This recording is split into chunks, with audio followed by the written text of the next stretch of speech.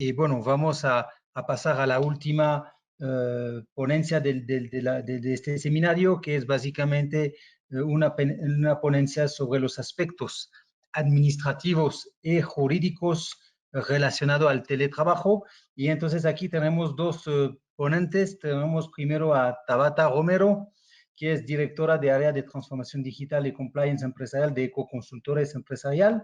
Y después tenemos al licenciado Víctor Fortun Basauri, socio de Fortun Basauri Abogados, donde justamente podemos tocar los temas de protección jurídica legal ligado al tema de calidad de datos. Les dejo la palabra, Tabata, bienvenida. Gracias, Felipe. Buenas tardes a todos. Agradezco de antemano a Concamín, a Inteligencia México por la invitación a participar en este evento. Y bueno, mi reconocimiento a todos los participantes.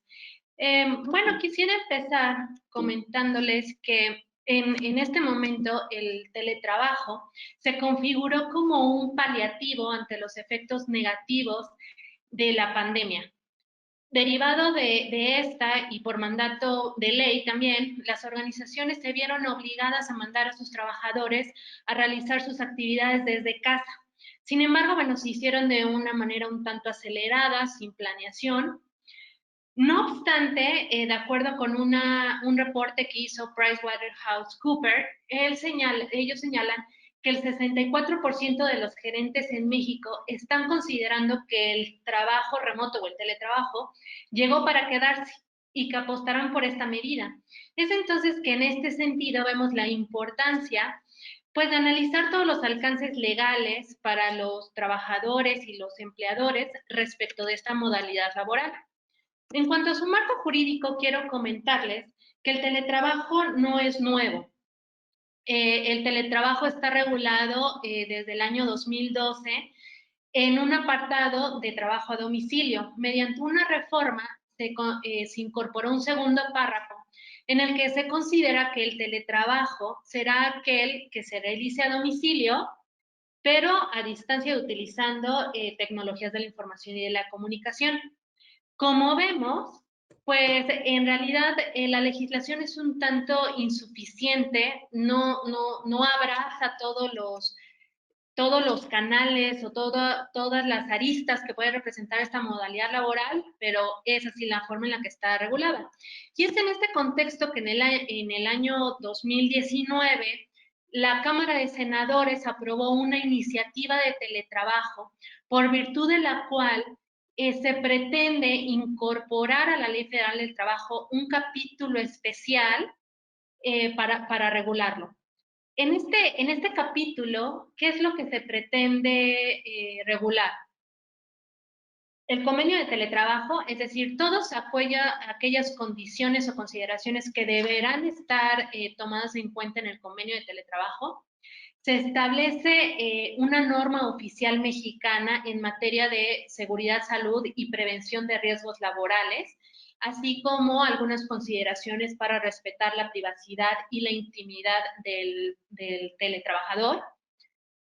Esta iniciativa también fomenta o solicita que se cree una red nacional de asesoría, promoción y fomento de teletrabajo, lo cual resulta también muy interesante porque de esta forma se va a promocionar el teletrabajo no solo en las organizaciones públicas, sino también en las privadas.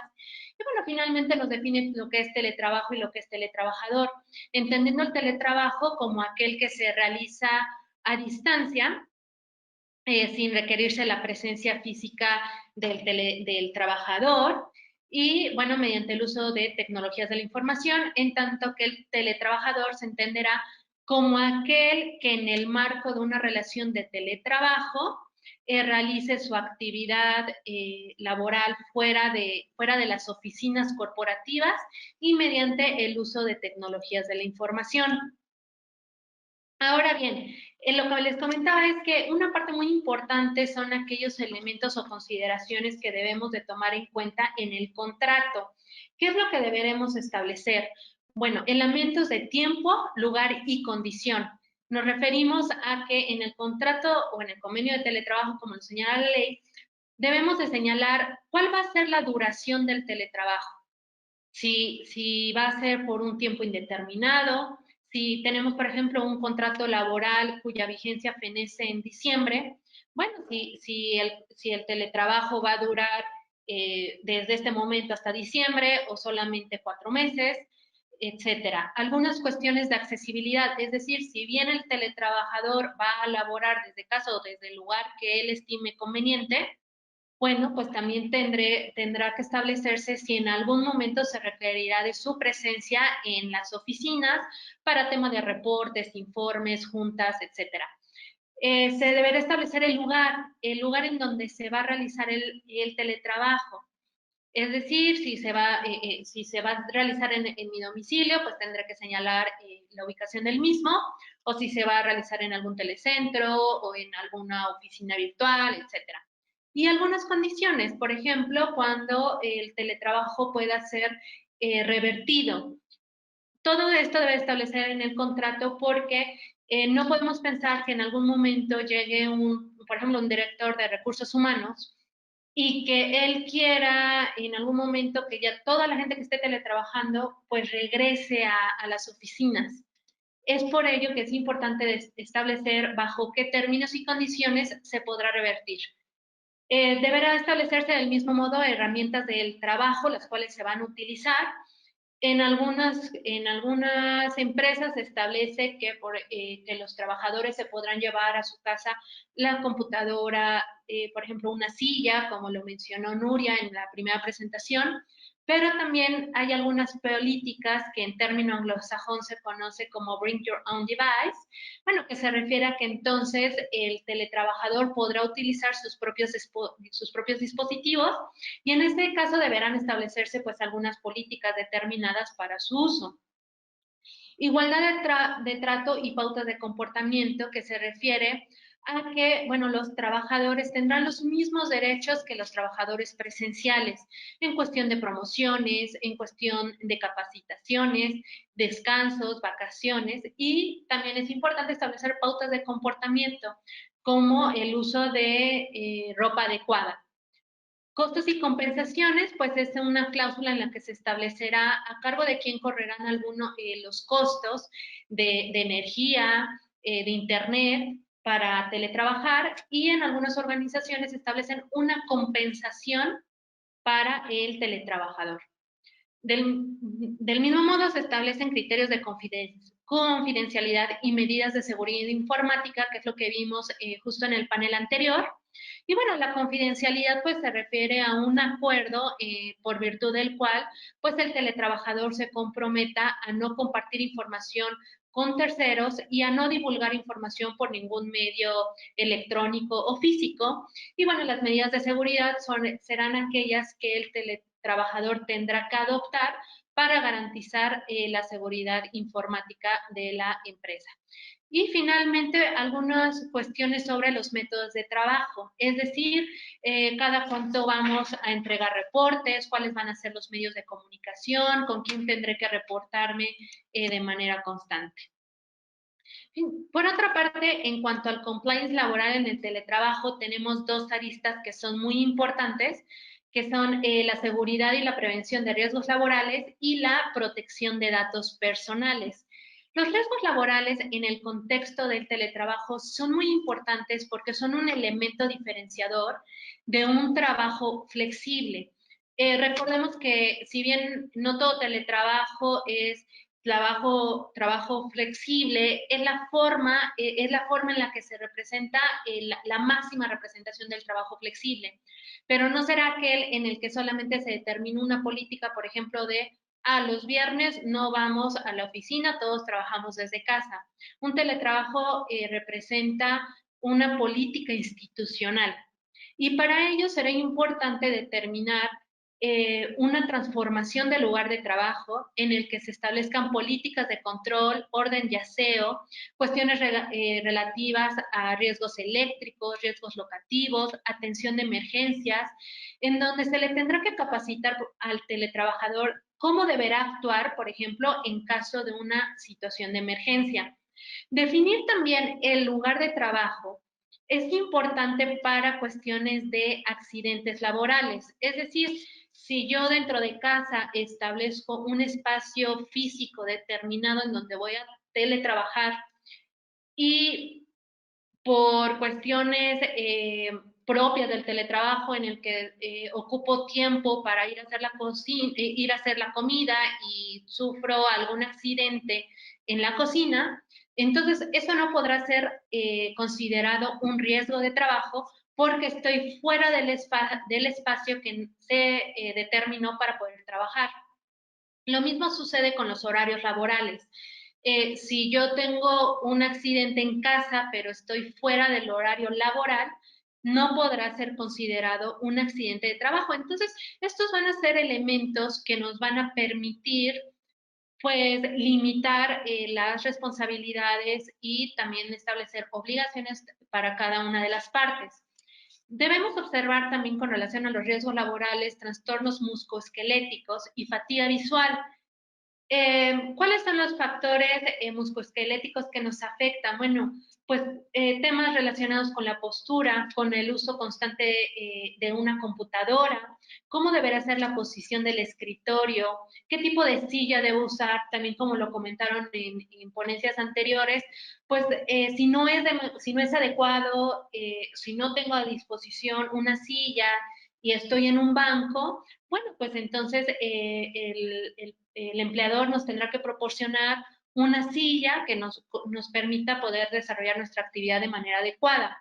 Con relación a la fatiga visual, será importante establecer algunos protocolos y hacérselos a conocer a los teletrabajadores para saber cómo deberán colocar su computadora, el escritorio, a efecto de evitar riesgos, por ejemplo, de iluminación, reflejos, deslumbramientos.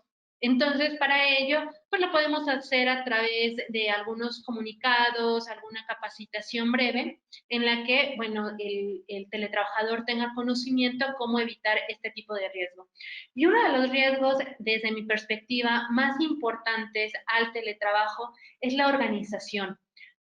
La falta de organización o la organización inadecuada del teletrabajo podrá acarrear problemas como riesgos psicosociales, como adicción al trabajo, tecnoestrés, aislamiento, el síndrome de burnout. Incluso puede provocar algunos síndromes nutricionales porque pues al estar en casa pues podremos desarrollar malos hábitos de pararnos en cualquier momento, ir a la cocina, abrir el refri y estar comiendo. Entonces es por ello que es importante establecer criterios de organización del trabajo. ¿Cuántas horas podemos trabajar? Cada cuánto. Por ejemplo, en la nueva normalidad, los lineamientos nos dicen que 4 de cada 10 días estaremos trabajando de manera presencial en las oficinas corporativas y 10 días fuera. 10 días, en este caso, pues considero que es en casa por las cuestiones de la pandemia. Entonces, es por ello que será necesario implementar algunas políticas que nos permitan gestionarlos.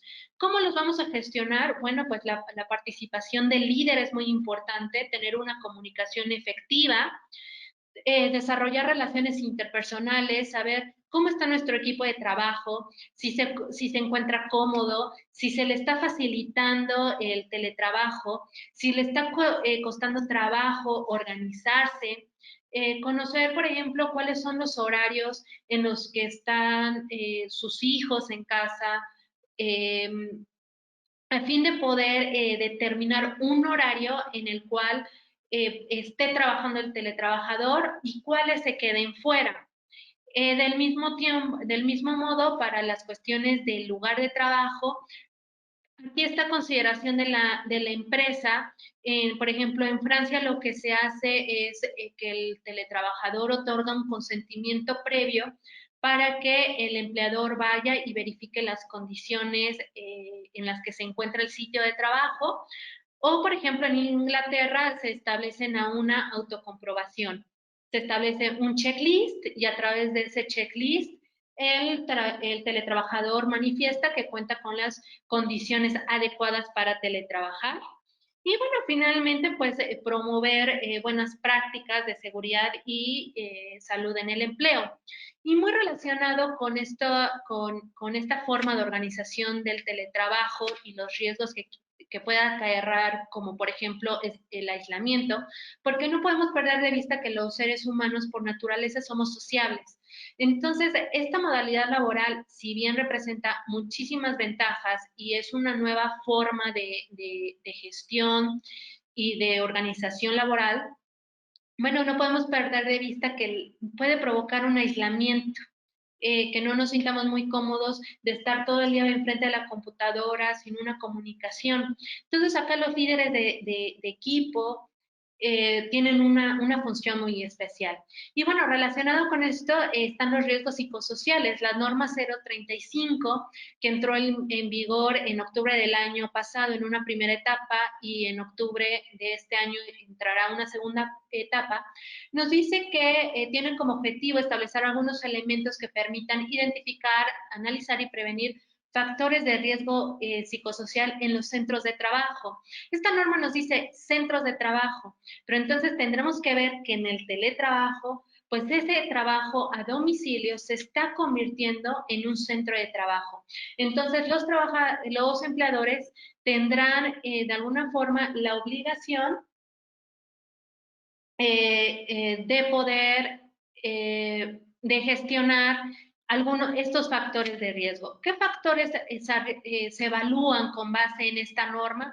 Cuestiones como de liderazgo, de salud física, de violencia laboral, de reconocimiento del desempeño, el sentido de pertenencia que tenga el trabajador y, bueno, las cargas de trabajo y que las jornadas no excedan de lo establecido en la ley. Y para ello es que ya hay algunos softwares que nos miden que nos permiten medir estos riesgos psicosociales, en los que se hacen encuestas a los trabajadores, eh, incluso dan por ejemplo, algunos reconocimientos virtuales.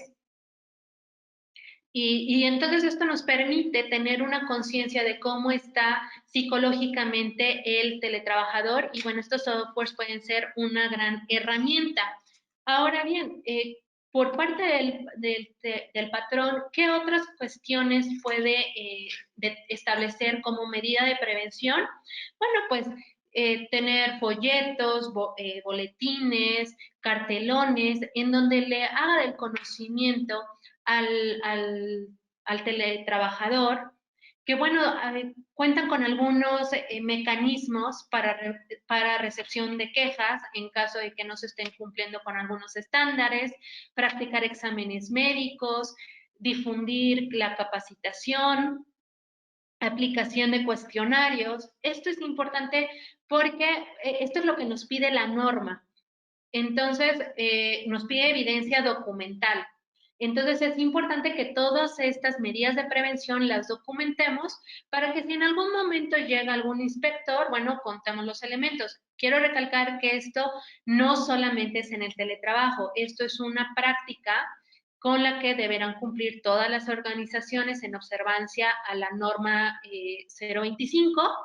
Y bueno, estas son las estrategias con las que podamos nosotros acreditar que efectivamente estamos cumpliendo con la norma, ¿no? Y se refiere a tener precisamente... Te queda un minuto.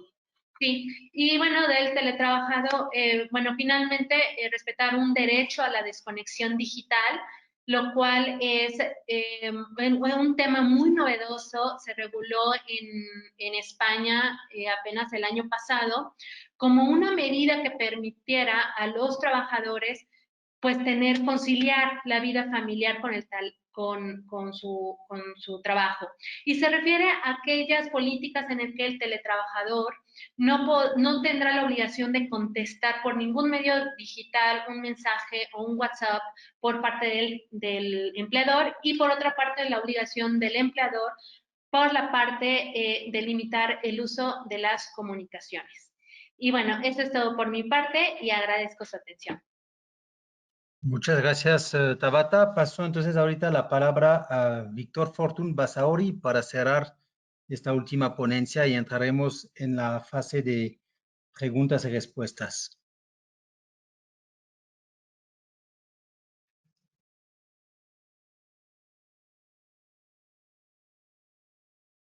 Muy buenas tardes a todos. Me da muchísimo gusto poder compartir este foro con todos ustedes y particularmente también con los ponentes que acaban de exponer. En lo que corresponde a mi área de especialidad y considerando el tiempo, abordaré los aspectos jurídicos relevantes que se vinculan o se asocian con el teletrabajo. Esta nueva circunstancia que a muchas empresas, incluso en nuestro propio despacho, pues nos ha tomado a todos de una forma sorpresiva con motivo de la pandemia y que nos ha obligado y exigido a todos a implementar de manera inmediata distintas medidas, mecanismos para poder garantizar la continuidad de los servicios o negocios en los que estemos incursionando. Y me gustaría compartir con ustedes en este tiempo de 10 minutos que amablemente me ha compartido Philippe Laconcamin, lo que podríamos articular como un protocolo integral acompañado al teletrabajo, que puede consistir en una oportunidad para las empresas de agregar valor e incluso identificar una ventaja competitiva en un mismo nicho de negocio, como para gestionar los riesgos asociados al teletrabajo y que nuestro despacho y área de especialidad, particularmente en la prevención de riesgos, contingencias en materia administrativa y penal, hemos podido identificar y acompañar a distintos clientes. Y me gustaría empezar dividiendo este protocolo integral en dos aspectos. Primero, un aspecto preventivo y segundo, un aspecto de respuesta. Son dos láminas las que voy a compartir con ustedes. ¿Qué elementos clave consideramos indispensables en un protocolo de blindaje para que todas aquellas personas que colaboran en una empresa por vía remota tengan la posibilidad de continuar con su trabajo de manera integral, de manera eficiente y aportando los resultados, pero al mismo tiempo preservando aspectos fundamentales que incluso podrían llegar a comprometer el negocio mismo o la continuidad en los servicios? Vemos estos cuatro aspectos fundamentales: la información confidencial, los datos personales o la protección de los datos personales, la protección de las tecnologías de la información y comunicación de la empresa y el garantizar o asegurar la interacción electrónica fiable en distintos ámbitos. Por cuanto a la información confidencial, debo decir que es importantísimo considerar que el flujo de información que de manera repentina se ha cargado pues a distintos servicios de nube o intercambio de información vía correo electrónico u otras plataformas como Dropbox, WeTransfer y demás, a través de dispositivos no necesariamente de la empresa, sino incluso dispositivos personales de los trabajadores, pues desde luego que generan un potencial riesgo en la seguridad de la información confidencial de la empresa. Y llamo la atención de ustedes en este rubro que se podría englobar como propiedad intelectual, que abarca pues, diversos conceptos, tanto los derechos de autor, marcas, patentes, secretos industriales, por ejemplo, información estratégica, sea comercial, sea financiera de la empresa, que de pronto se esté circulando a través de plataformas no necesariamente que tengan los mismos estándares de seguridad que si el empleado se ubicara físicamente dentro de las instalaciones o oficinas con servidores locales o con algunas otras herramientas e infraestructura técnica que podría proteger o preservar dicha información confidencial con mucha mayor potencia. En el momento en que se dispersa pues, toda la plantilla laboral o una gran parte de la plantilla laboral de una empresa a sus casas y comienzan a utilizar herramientas, dispositivos, sea su propio dispositivo personal, smartphone, tableta, computadora o alguna otra cosa, desde luego que puede constituir un riesgo importante para dicha información.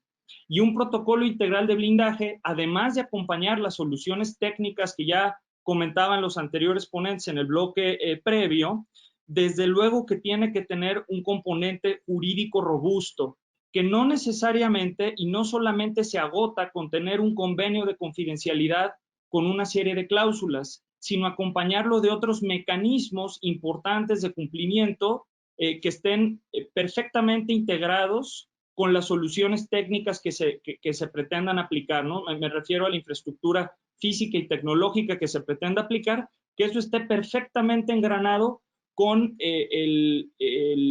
los elementos de protección jurídica, como puede ser un convenio de confidencialidad, una política de confidencialidad integral que permita visibilizar frente a las autoridades y frente a los clientes o particulares que esta empresa se encuentra en un grado óptimo de cumplimiento normativo respecto de las disposiciones legales que prevén situaciones que obligan a proteger la información confidencial, ¿no? Y que la continuidad del negocio sea segura, no solo para la empresa, sino sobre todo también para los clientes, proveedores y distintos usuarios con los que se tenga interacción. Un segundo escalón en este protocolo de blindaje para riesgos asociados en el teletrabajo es el tema de los datos personales tanto de clientes como de proveedores, como de empleados mismos, y que nos obliga naturalmente a hacer una revisión integral de la política de privacidad que tenga actualmente la empresa. Y les quisiera poner un ejemplo. Recientemente nos consultó una empresa del sector financiero importante, una microfinanciera, que sufrió una vulneración muy grave en sus bases de datos por personas tanto internas como externas, y sufrieron la pérdida y vulneración de decenas de miles de datos personales de los usuarios, incluyendo montos de crédito, teléfonos y datos de contacto, domicilios y, en fin, el perfil crediticio de los clientes. Y ante esta vulneración en los datos personales, pues desde luego que comprometió de una forma importante tanto la reputación del negocio como pues una serie de elementos relacionados con la continuidad en los servicios que presta esta microfinanciera, y que nos obligó a tomar acciones importantes. Y debo decir que esta microfinanciera pues tenía una política de privacidad sumamente robusta e incluso unas herramientas y soluciones técnicas también muy robustas, y aún así no estuvieron exentos de este tipo de conductas delictivas que desde luego dañan profundamente tanto la economía del negocio como la de las personas que se sirven de dichos servicios empresariales. Entonces es muy importante que este protocolo de blindaje abarque también el aspecto de los datos personales. Finalmente, adicionalmente, proteger también las tecnologías de la información y de la comunicación de la empresa, tanto el uso del hardware y del software en casa, sea que hayan sacado las herramientas de trabajo, y la protección de los contenidos y servicios de software que están dentro de esas herramientas de trabajo. No basta nada más proteger la computadora per se. Sería sumamente importante también proteger, por ejemplo, el correo institucional a través de una cláusula específica en donde se imposibilita, por ejemplo, al trabajador a utilizar el correo institucional para fines personales. Y debemos estar muy alertas al tema de delitos cibernéticos. La Conducef emitió un reporte muy interesante donde habla de que en 2018 se cometieron más de 7 millones de delitos cibernéticos, cuyo monto de reclamación ascendía a los miles de millones de pesos. De tal suerte que efectivamente tanto phishing como distintas formas de delitos cibernéticos y de fraudes están desde luego al orden del día, y eso hay que protegerlo con alguna estrategia tanto técnica como jurídica. Y finalmente, una oportunidad que hemos identificado que puede dar un valor agregado relevante para las empresas es la interacción electrónica fiable. Como bien comentaba en el bloque anterior, ya la legislación permite de muchas formas darle validez y formalidad tanto a la toma de decisiones como a la interacción con clientes y proveedores por medios electrónicos, simplificando muchísimos procesos. Caso concreto de la firma y la contratación electrónica ya previstos en la legislación mercantil, Código de Comercio y otras leyes conexas. Y en el segundo aspecto de este protocolo integral, consideramos importantísimo tener documentado y públicamente conocido por los funcionarios clave de la empresa y eventualmente con todos los colaboradores de la misma, cuál va a ser el protocolo de respuesta en caso de que se sufra alguna vulneración, y no cuando llegue el problema empezar a ver cómo podríamos gestionar ese riesgo y empezar a inventar de pronto alguna solución que incluso repercuta en una responsabilidad administrativo-penal para la empresa. Y este protocolo de respuesta consideramos como factores fundamentales. Primero, el registro y control del riesgo que se hubiese generado. Si se sufre una vulneración en la base de datos o si algún colaborador se robó algún secreto industrial y eventualmente lo quiere vender a un competidor, o bien si de pronto se usó indebidamente una licencia de software, pues tenemos que tener un protocolo de registro y control del riesgo que permite evaluarlo adecuadamente.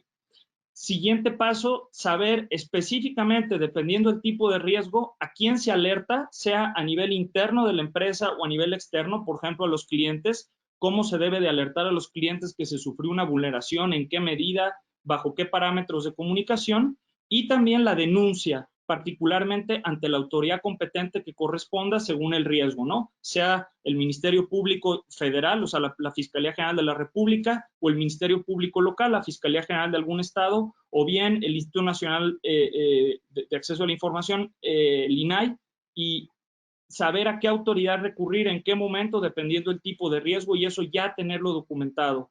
Igualmente, este protocolo de respuesta debe perfilar cuál va a ser el plan de remediación, si se sufre una vulneración en la información confidencial de la empresa o si se malutiliza una herramienta técnica y es víctima de algún delito cibernético que pueda pues comprometer claves, contraseñas y demás, cómo se va a remediar ese riesgo sufrido y finalmente la comunicación y el seguimiento que se debe de dar para la atención del tema. Comunicación, decía, tanto interna como externa, cara a autoridades, cara a particulares y cara al entorno laboral. Evidentemente, no podemos vivir en una zona de alarma constante. El teletrabajo llegó para quedarse, como lo indican las cifras oficiales y como ya lo han compartido otros ponentes. No se trata de sembrar pánico, sino adecuadamente articular un protocolo integral que permita prevenir o minimizar los riesgos y segundo, que ante el caso de una eventual vulneración se tengan los mecanismos perfectamente previstos para actuar de manera eficiente, inmediata y con los mejores resultados para la continuidad del negocio. Yo agradezco mucho la posibilidad de participar y me gustaría abrir el micrófono. Tengo entendido algunas preguntas. Muchas gracias, Víctor. Muchas gracias, Tabata, también por su participación. Paso la palabra a Yoali para hacer algunas preguntas que hemos recibido.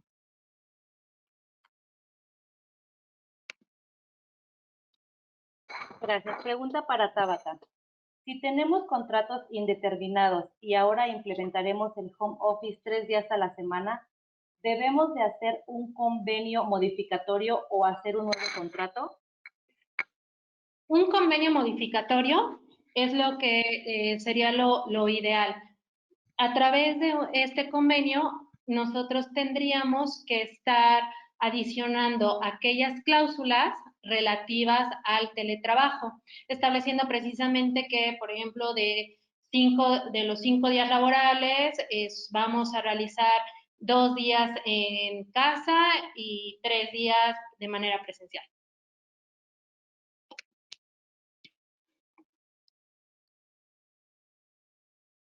Gracias, Tabata. Cuando tengo un accidente fuera del horario de trabajo, pero estoy en horario extra, como está pasando actualmente, ¿qué procede? ¿Cómo sería manejado? Mira, en este caso es importante que se establezcan las jornadas laborales. Es decir, en el teletrabajo podemos correr el riesgo de trabajar horas extras. Sin embargo, también es obligación del teletrabajador que se organice de una manera adecuada, de tal forma que cumpla con sus objetivos dentro del horario laboral. En algunas organizaciones lo que se establece es, por ejemplo, un fichaje remoto para precisamente, pues de alguna manera proteger al empleador para poder establecer y delimitar estas horas, incluso por cuestiones de organización y pues por cuestiones de aislamiento, de estrés, evitar que los trabajadores laboren, ¿no? Entonces, bueno, acá tendríamos que ver cuál es el tratamiento de esas horas extras, cuál fue la jornada laboral que se estableció y, bueno, todos los medios probatorios con los que dispondríamos para poder determinar si efectivamente constituye o no un riesgo laboral. Gracias, Tabata. Pregunta para Víctor. Dentro del protocolo de blindaje, ¿pudiera considerarse un adendum al contrato de trabajo para estipular nuevas obligaciones y desarrollo de sus funciones adecuadas a esta modalidad?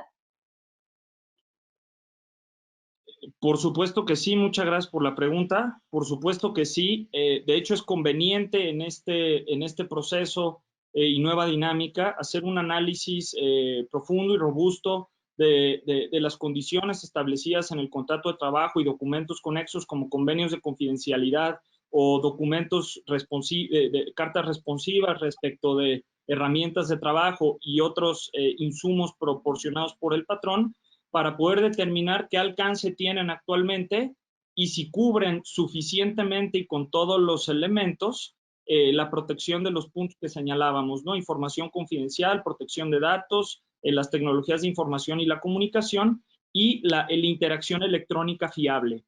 Desde luego que se recomienda hacer una revisión integral y en su caso hacer las adecuaciones y adaptaciones necesarias. Reitero, no solo al contrato de trabajo, sino también a los documentos conexos. Muy bien, pues con esta última respuesta estamos cerrando entonces la primera edición de nuestro seminario virtual sobre el teletrabajo en la nueva normalidad.